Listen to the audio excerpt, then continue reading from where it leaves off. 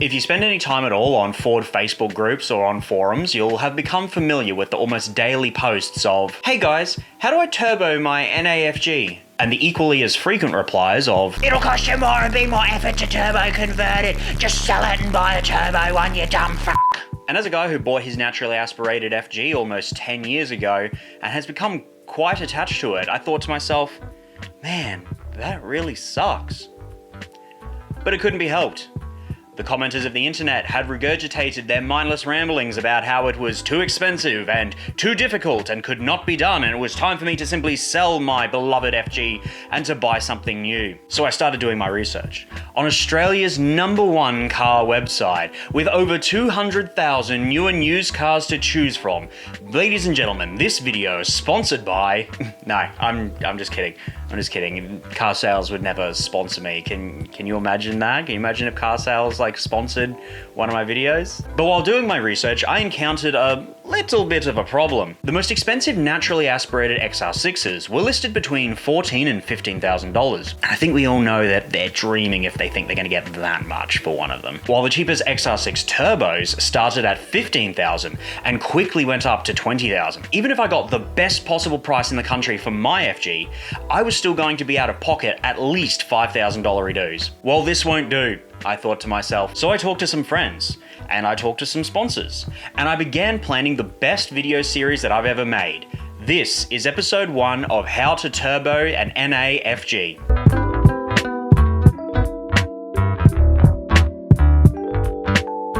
In this first episode, I'll be covering the parts that you'll need and why you'll need them. For most parts, I went to my good friends at Elite Performance and Tuning from Townsville. Elite Performance have quickly become North Queensland specialists in building, modifying and tuning high-powered Barra performance cars, even attracting customers who send their cars interstate to them. The guys at Elite Performance have been kind enough to sponsor this turbo series, so if you are unsure about doing this work yourself or where to find parts, they've actually created a turbo conversion package for FGmods viewers. It actually has most of the parts that you'll see listed in this video today. You can find them on Facebook or Instagram, or by following the links that are going to be in the description or in the comments below. This list of parts is going to be broken down into 2 main sections. There's going to be the parts that you absolutely need to make your car go, and then there's going to be the list of parts that you don't absolutely need, but you're already pulling your car apart and replacing these parts, so they're going to increase longevity when the boost be hitting, so why wouldn't you just replace them? I'll be giving a short explanation of each part and why you need it. If you just want the completed list, you can jump to this timestamp here. I'm sure some of you will be back immediately after looking at to tell me why I'm wrong, so I'll just sit here and wait for that. Go on. I know you want to do it. Off you go. So parts that you absolutely need. Fuel pump. Car makes more power now. Need more fuel. Fuel rail. The turbo fuel rail is different to the NA fuel rail. We're just going with the factory fuel rail because it's fine for our purposes, and we've actually got a fuel pressure regulator that just drops straight into the factory fuel rail. Which brings me to the next point, fuel pressure regulator. The NA regulator is not designed to be doing what we're doing, so it's time for a new fuel regulator. Injectors. There's more fuel now, so factory injectors won't be physically big enough to supply the engine with its dinosaur juice. Spark plugs. The factory plugs could actually work for you, but you're opening yourself up to potential problems there. So I'm putting this on the list of things that you absolutely should change because it's spark plugs. They don't cost very much. We went with the... I'm just checking my notes here. We went with the BKR7E plugs, which are a colder plug, and we'll be gapping them accordingly so that the boost doesn't blow the spark out. This will keep everything running smoothly. Valve springs, floating bad, strong spring needed. Intake and exhaust manifolds. The NA and the turbo intake and exhaust manifolds are totally different, so you're gonna need to swap them. Air intake and crossover piping, or if you're like me, turbo side kit and battery relocation. I've got a Ants kit on hand that they have sent me in the past. They have not sponsored this video, but they've supported my work in the past, so shout out Ants. Boost controller. Targeting your desired boost is nice. Map sensor. The NA map sensor is not designed to handle the kind of pressure we'll be dealing with once we're on boost, so switch over to a turbo map sensor. The FG map sensor won't actually fit the plug on the NA loom, but the BF turbo map sensor will plug straight in. If you know the pin layout, you can spend some time unpinning plugs and pinning new ones. That's fine as well. But a lot of people prefer to just grab a factory plug and just slam it straight in, and that works fine for most of our purposes. Blow-off valve, or don't, I guess, if that's not your thing. Exhaust system, dump pipe, catback. Your standard system won't line up with your nice new dump pipe hanging off the back of your turbo.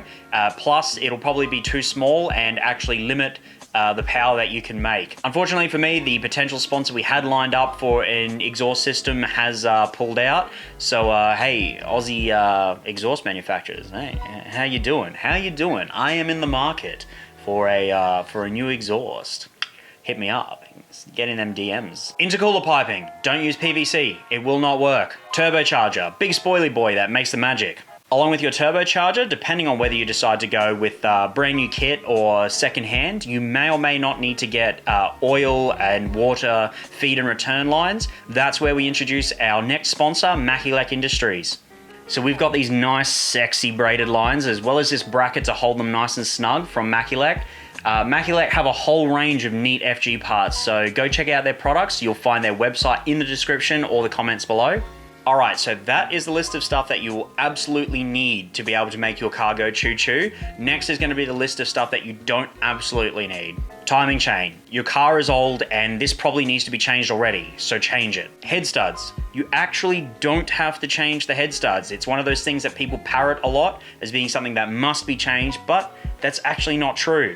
It's more of a case of you're already here, it's for the longevity of the car and the peace of mind to know that you've got nice, new, strong head studs, so why the hell wouldn't you just do it anyway? Crank seal. Your car is old and this probably needs to be changed already, so change it. Rear main seal. Your car is old and this probably needs to be changed already, so change it. Oil pump gears and backplate. Again, another one that you don't actually have to change.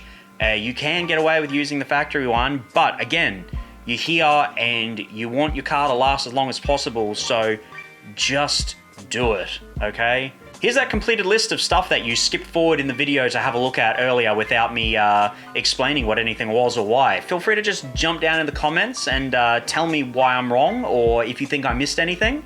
I'm just kidding. I know that no matter what I say or do, there's already a bunch of people in the comments screeching mindlessly. As I said earlier, this is episode 1 of a series of videos that we're going to do on turboing the FG. In the upcoming videos, we'll be doing work to prepare for the turbo build, and this will eventually culminate in however many parts it ends up being of the actual turbo build itself. When we do the turbo build, we're actually going to show in detail the technical side of how to do all of this work. Like all of my other videos, the goal here is to try and teach people how to do stuff to their cars themselves. So in theory, by the end of all of this, you could actually do this at home yourself. I probably wouldn't do it at home myself. I'm going to have a lot of help along the way, but the theory is that this series should teach everyone and show everyone exactly what's involved, exactly what can be done, and to prove that actually no, you're not better off just selling your NAFG and buying a turbo one, and you can very easily and affordably turbo your NAFG and get reliable, happy lap power. But anyway, guys, this is going to be my biggest and best series of videos that's coming up. You can follow FGmods on Facebook, on YouTube, on Instagram. Check out the merch on fgmods.com.au. Jumper pre-sales are open now, so make sure you get in there and get your jumpers ordered. I'll see you guys in the next video.